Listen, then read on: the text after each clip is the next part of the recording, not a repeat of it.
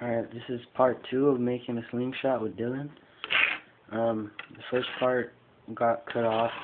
I had to get a phone call. Took a video from my phone.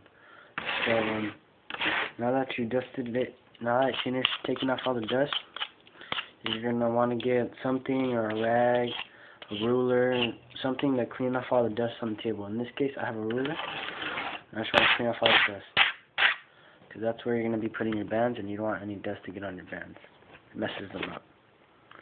So, now, just need a little bit more sanding to do. Just right here. Right. Now you can put talking out to the side. Watch out. Right.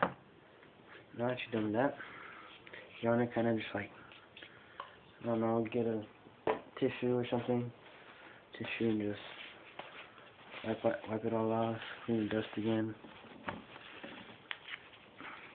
Right. Now that you've done that, this next part is the bands. You're gonna need bands. You can get gum rubber flat bands off of eBay. I prefer gum rubber if you're gonna shoot rocks. I like shooting rocks. They have more impact than steel balls and all that. And if you're gonna, if you want to shoot steel balls or something, I recommend you get TheraBand Gold. That's a whole nother topic though. These I got / borrowed / stole these rubber bands from a box. It was wrapped around a box for an Xbox 360 bundle package. So they're size 109 and they came in a circle. I got 2 of them, but I'm just gonna show you with one.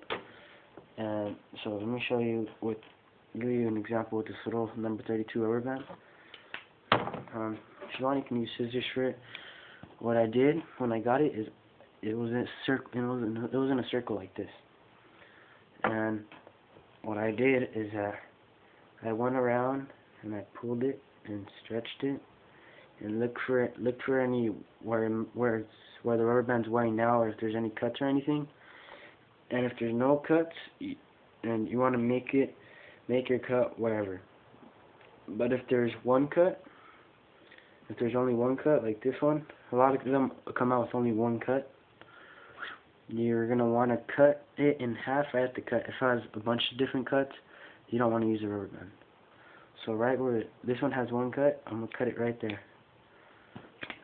Alright, so now, see, it's one straight line. And then once you get your straight line, you put your 2 cut ends, put them together at the top. And once you got them together at the top, you hold them and you pull them a little bit. Just don't tug them too much, just kind of flatten them out.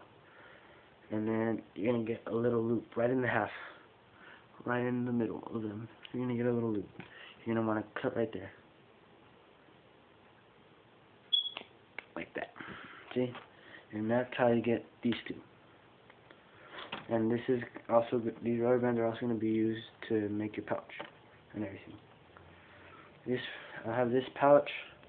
I got it from some scrap leather. You can go to a leather or upholstery store, or just a place that specializes in leather, and just ask them for some scraps.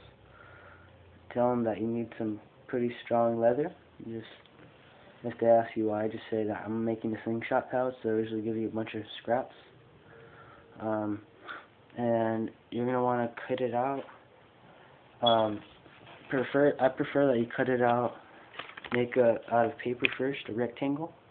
In this case, I'm not sure if you can see it. It says 3/4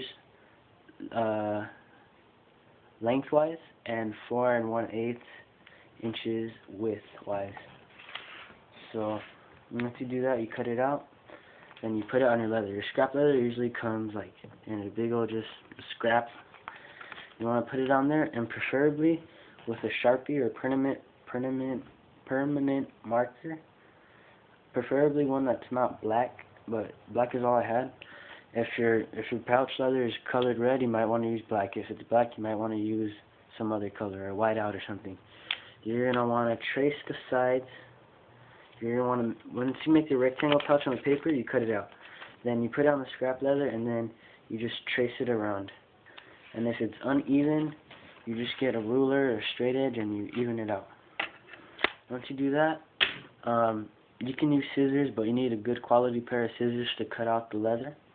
What I use is I got my razor blade and I put it on a chopping block.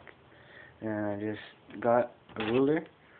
If you do this with the razor blade and a plastic ruler or a wooden ruler, be careful not to try to cut into the ruler because it will cut in. If you can, just cut next to it. If you're using a metal ruler, it doesn't matter. So I just cut next to it. And you have to go over it about like once and then twice, and then it should have a cut. You go on the other side once, twice. First, you cut out the rectangle, and once you have the rectangle cut out, you can get scissors or a razor blade or anything, and you round off the edges.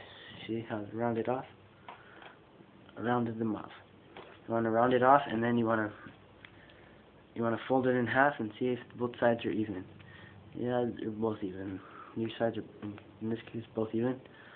And then you get a belt puncher or a knife or something, and you can make a hole about 1/4 inch to 1/2 inch in size.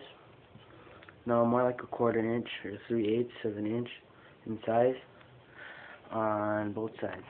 The camera's falling again. Stop falling, stupid freaking camera. Alright, and then once you have your pouch, you want to fold it in half again. Make sure the holes are even, everything's even, and you can put that to the side. And this is the end of part 2. I'm going to show you, next up, I'm going to show you how to put everything together. And that's coming up next.